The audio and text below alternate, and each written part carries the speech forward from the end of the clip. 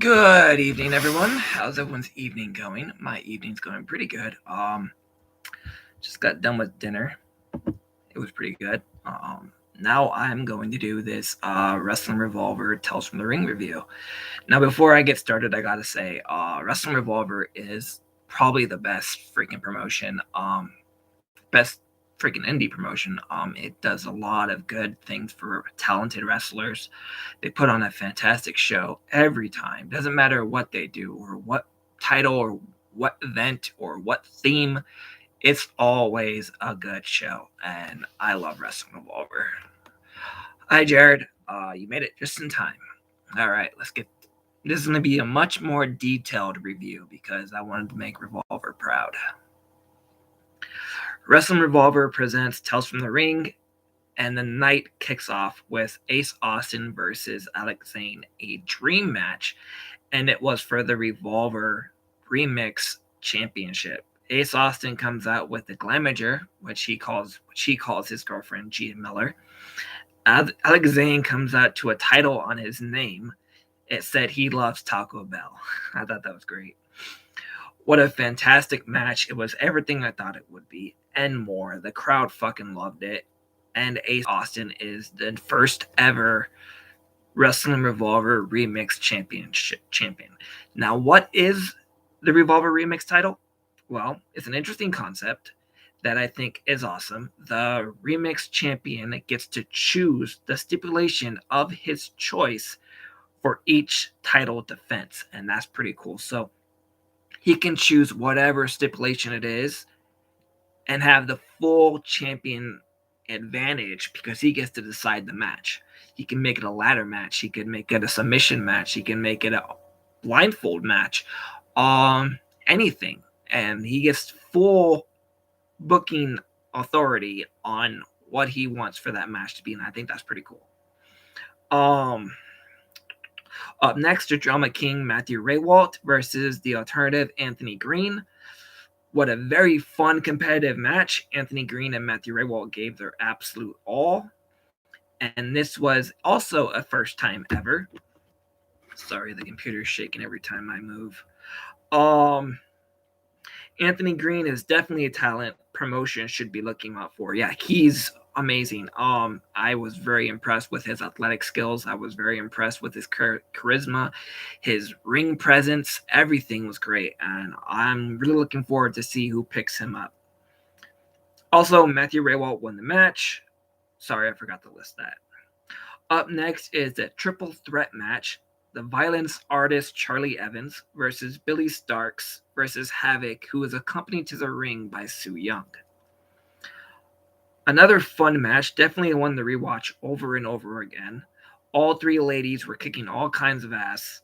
Billy Starks made an impressive attempt, as did Charlie Evans, but it was not enough after Billy kicked out of the Tombstone pile driver from Havoc, which was amazing. Billy and Charlie got Havoc on top of the corner turnbuckle to give her a suplex to no avail.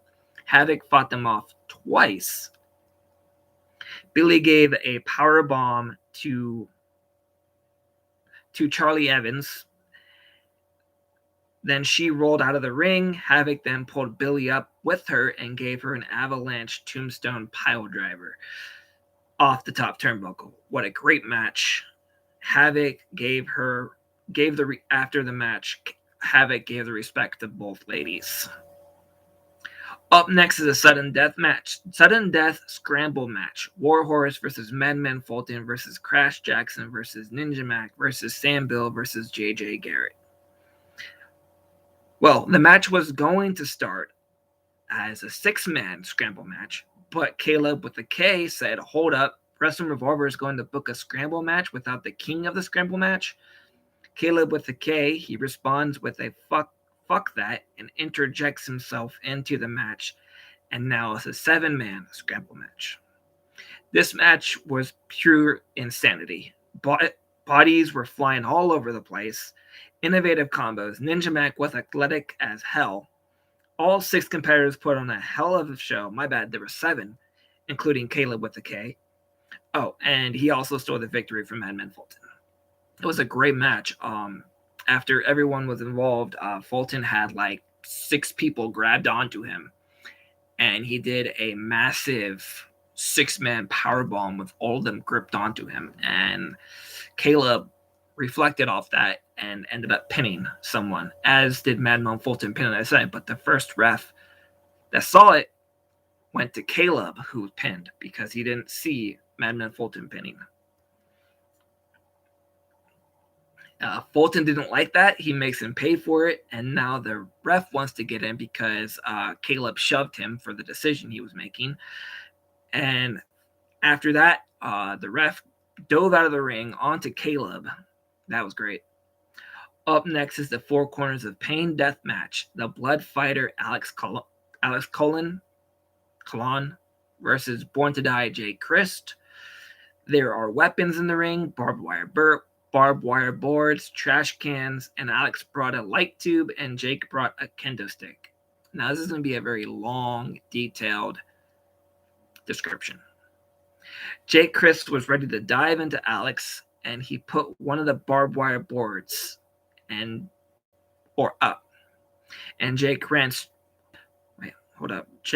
was ready to dive onto Alex. He was on the outside. And instead, he put up one of the barbed wire boards. So Jake Christ ran straight into it head first. And now he's busted open. He was bleeding through the whole entire match. It was great. Other weapons that were involved: chairs. Jake Christ grabs a broken light tube and stabs Alex with it at the top of the forehead. Just went. Then Jake pulled out a bag of thumbtacks out of the trash can. There was a trash can in the corner, and he pulled a bag of thumbtacks out of it.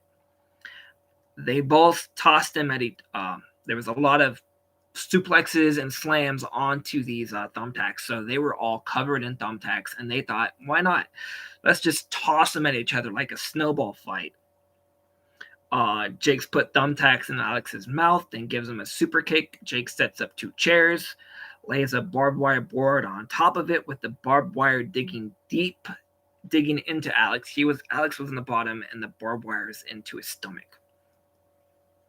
On top of it with the barbed wire digging into Alex beneath him, Jake grabs a steel chair, gets on the top turnbuckle, and drives straight through the steel chair drives the steel chair on the board, hammering the barbed wire into Alex's body. Sorry, I'm getting ahead of myself. Jake pulls out a crisscross of 8 light tubes. There was a cross.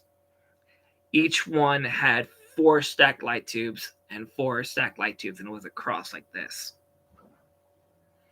8 light tubes. I don't know what to call it, but Jake fell on the light tubes. He kicks out, but then Alex puts Jake in the camel clutch, and Jake passes out. Yeah, there was a move. I didn't know what happened, but Jake Christ was thrown off the turnbuckle by Alex Cullen, and he landed on the 8 stacks of light tubes. And he kicked out. When he kicked out, he was still a bit stunned, and then Cullen put him into a camel's clutch submission, and Jake passed out. What an absolute violent brawl. I fucking loved it. Up next is the Revolver Tag Team Championship match. Infrared versus the Wolves. What an awesome match, as I knew it would be. It was great to see the Wolves again going up against some young, promising talent like Infrared, but the Wolves have captured. But at the end of the day, the Wolves have captured the new Wrestling Revolver Tag Team Championships. What a match. After the match, Davey and Eddie drop a promo. They said that the Wolves don't need any of you. The Wolves don't need any of you. Talk to the whole crowd that cheered them on through the whole entire match. And they also say they don't need anyone in the back. We just need ourselves. And they totally turned heel on the crowd. Eddie too. So it's really interesting, Eddie as a heel. I know Davey has had heel because when he's in Impact, he did that whole Davey heel turn with Angelina Love versus Eddie Edwards and Alicia Edwards. So that was pretty interesting how they cheered the Wolves on the entire match. and then they flip the script and go heel, and then they are instantly booed out of the arena. It was great. Up next is the first time ever first time ever Matchhausen, Danhausen versus Everett Connors. A very fun match. Both delivered a great match. I'm a little confused though. I didn't see where Danhausen injured his leg. Yeah, so supposedly after the Revolver show, Danhausen injured his leg. He broke his leg. But in the whole entire match with Danhausen versus Everett Connors, I didn't see any part where his leg was broken. And I also didn't see him limp on his way out of the ring. So I don't know when it ended up being broken. He could have fell backstage or something. It just was broken after that night, and it just confused me because it didn't look broken in the ring. But whatever. Up next, a ladder match for the brand new Revolver Championship. Rich Swann versus the current X Division champion Trey Miguel versus the Man Scout Jake Manning versus the Wrestling Savior JT Dunn. Announced to the ring by Phil Stamper. That match was chaotic as fuck. Ladders, chairs, plywood, a tent. Absolutely crazy, but after all that, Rich Swann is the brand new Revolver champion. After he fought with the rope that was tying up the championship for a good minute, Rich couldn't get it down. Jake Chris came out and gave Rich some box cutters, so he just ended up slashing it. And he slashed it so hard the blade popped off. Then Jake gave him a pair of scissors or a knife. I didn't really see what it was. It was a very small item. And it took no time at all just to snip or cut the rope, and he got the championship down. After the match, however, Infrared come down and start beating on Rich Swann. Then Infrared pulls JT Dunn up to his feet. They both hand out a hand because he's on the ground. Up to his feet. Then out comes the legendary Larry D. He came out wearing the Impact sweatsuit, the pants. He comes out and helps Rich Swann, but then he lays him out. What the hell? With a pop-up powerbomb and a splash. Then they all kneel to JT Dunn, which was really weird. I didn't understand what was happening.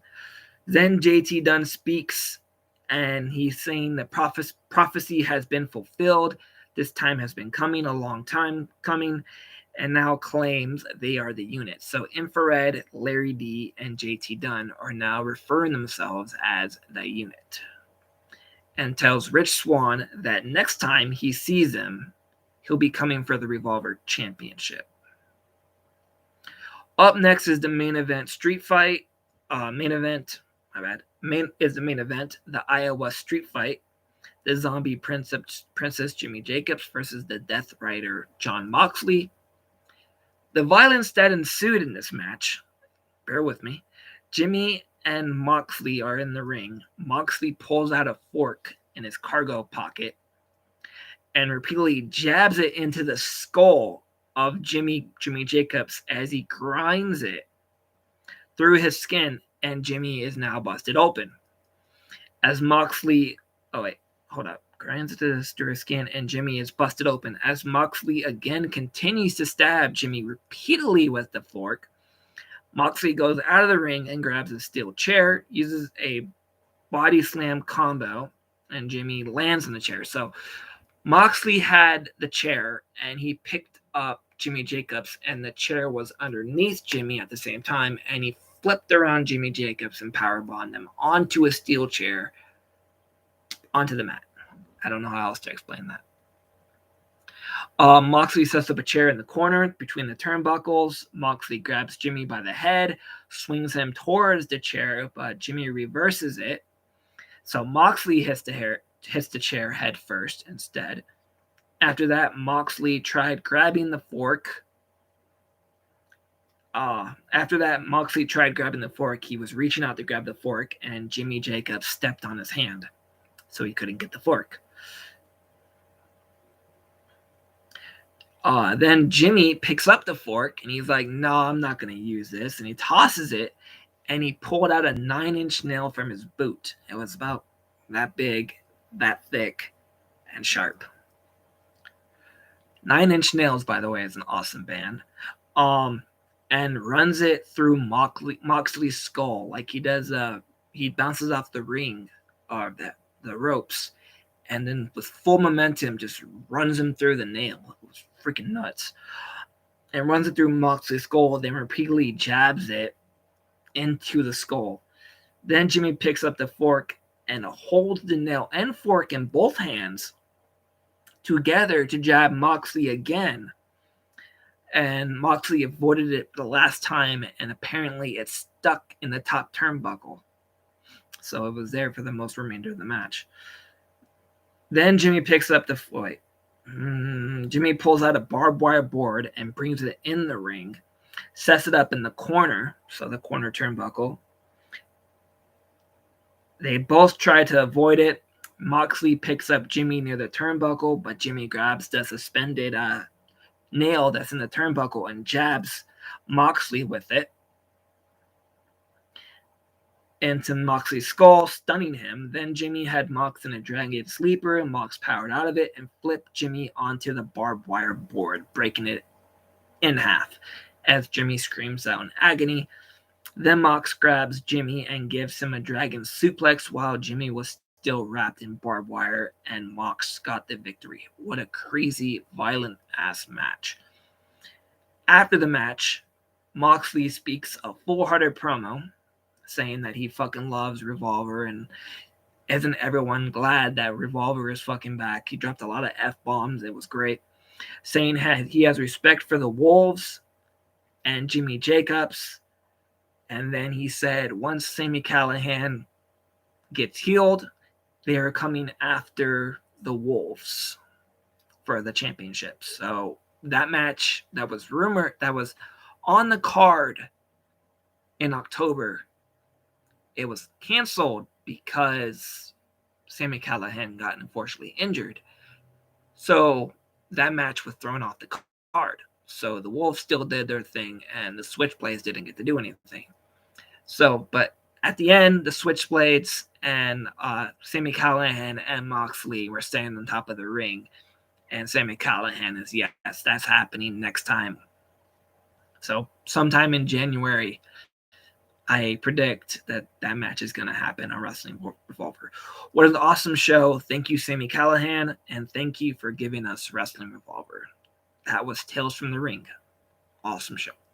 You can still order it on Fight TV for $20. Or ask your friends for a promo code. You might have one. I'm not going to spend too long on the comments because this isn't really a discussion stream. Jared, hi Cody, the Wolves back together and win tag titles. Yep, they won the tag titles that night. Ace Austin has a girlfriend. Yeah, Gia Miller. Madman Fulton versus Caleb with a K. Sounds like a demolishing match. The Wolves turn heel. Yep, they turned heel. Danhausen should show up in Impact Wrestling. It would be nice to see Danhausen in Impact, but I think he's headed to AEW. Did you hear about John Moxley in rehab? Yes, he entered a inpatient alcoholic treatment center. Apparently, I don't know, it happened the night after Wrestling Revolver, so he probably got wasted at the bar and rethought his life. I don't know. But it happened the day after Revolver, so something happened that night. I don't know. But he checked himself in on Sunday morning. Rich Swann will get revenge on the unit? Possibly. The Wolves versus John Moxley and Sami Callihan. Yep, that's going to happen. All right, guys. Thank you for watching. Watch the replay. Follow me on Twitter at MiseryEater101. A glimpse into my mind. And on Monday, I will be doing the WWE releases video. I might toss it up and throw some Ring of Honor names as well for fun. All right, guys. Good night. See you Monday.